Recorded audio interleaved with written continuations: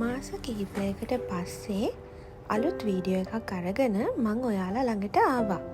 ඉතින් මේ වීඩියෝ එකේ තම්නේල් එක දැක්කහම ඔයාලා දන්නවා මං අද අරගෙන ආවේ මොන වගේ වීඩියෝ එකක්ද කියලා.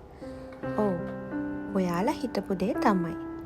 අපි දෙන්නගේ පවුලට තවත් අලුත් අමුත්තෙක් එකතු වෙන්න තමයි යන්නේ.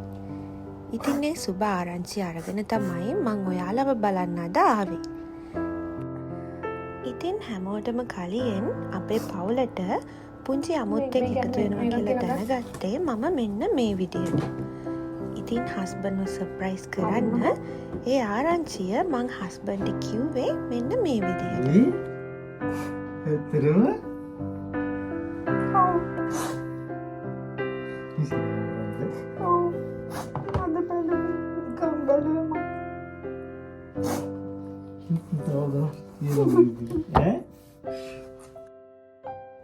අම්මා කෙනෙක් තාත්තා කෙනෙක් වෙන්න ගොඩක් ආසාවෙන් පෙරුම් පුරාගෙන බලාගෙන ඉන්න දෙමව්පියන්ට මේ වගේ සුබ ආරංචියක් දැනගත්ත අවස්ථාවකදී මොන වගේ හැඟීමක්ද දැනෙන්නේ කියලා අපි දෙන්නටත් ඒ වෙලාවේදී දැනුණා.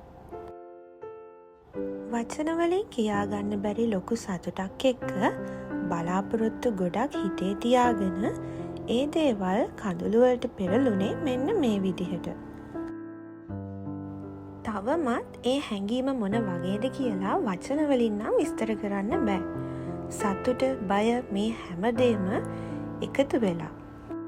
ඉතින් මේ වගේ හැඟීමක් මීට කලින් කවමදාකවත් අපිට දැනিলা තිබුණේ නැහැ.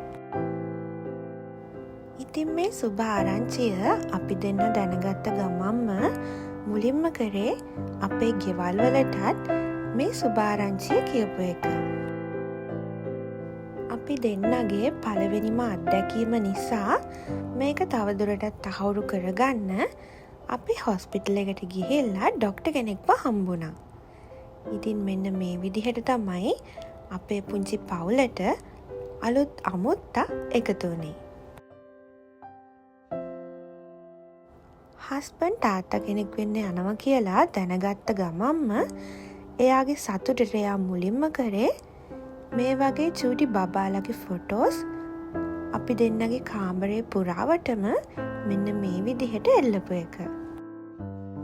ඉතින් මගේ YouTube channel එකත් එක්ක ඉස්සරහටත් ඔයාලා මේ විදිහටම එකතු වෙලා හිටියොත් අපේ චූටි පැටියා ගැන විස්තර ඔයාලට මම තවත් ඉස්සරහට අරගෙන එන්න බලාපොරොත්තු වෙනවා.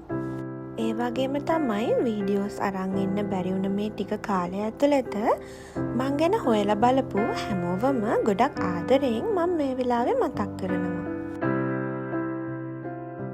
ඒ වගේම තමයි අම්මා කෙනෙක් තාත්තා කෙනෙක් වෙන්න පෙරුම් පුරන හැමෝගෙම ඒ ප්‍රාර්ථනාව ඉක්මනටම ඉෂ්ට වෙන්න කියලත් මම ප්‍රාර්ථනා කරනවා. එහෙනම් අලුත් වීඩියෝ එකකින් හම්බෙනකන් හැමෝම පරිස්සමෙන් ඉන්න.